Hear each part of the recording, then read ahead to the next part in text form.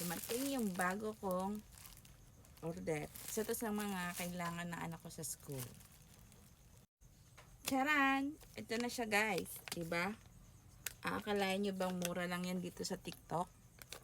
Kaya, ano pa iniintay nyo guys? Click nyo na yung yellow basket ko dyan. Andyan lang yan.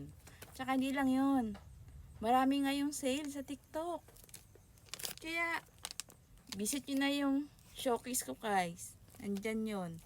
Makikita nyo lahat ng buy one take one at ang lahat ng mga nakasale ay nandyan lang.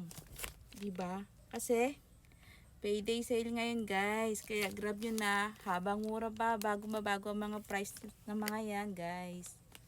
So, click my yellow basket guys. Diba? Mahal ito pag nasa mall.